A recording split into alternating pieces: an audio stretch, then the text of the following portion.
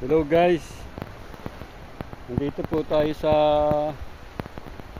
Red Sea. Yan pong nakikita nyong yan.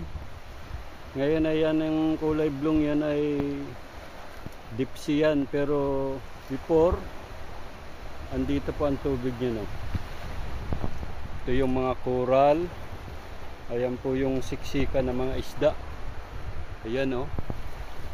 Before, nung malaki pa hanggang dito pa ang tubig. Ayan, oh. Yan yung siksikan ng mga isda na gaya ng lapu-lapu. Ayun, napakalalim, oh. Yan. Ngayon ay dahil sa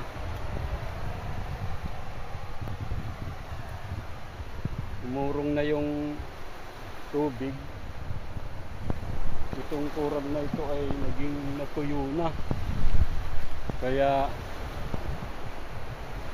wala na yung nandun na sa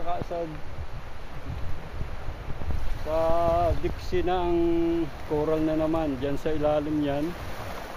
Bali itong nababaw na ito dyan sa may bandang kulay blue ay yan na yung malalim, may coral dyan.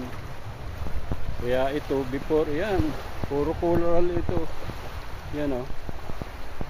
Ayan po, lalalim yung pasukan ng isda.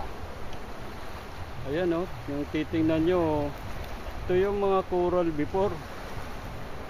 Ito yung itlugan ng mga isda, mga lapu-lapu, mga isdang bato, talakito. Andito po sila lahat.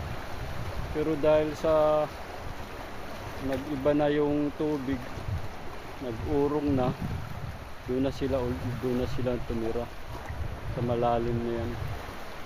Kita nyo, iba na yung naging lalim ng tubig. Ito na yung ito na yung mababaw, pero sabi ko nga, ito yung dating malalim at ito yung coral na lugan ng mga isda.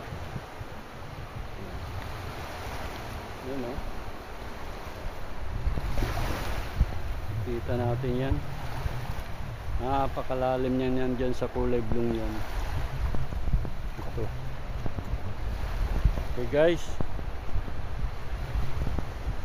Yan. Okay. Okay na.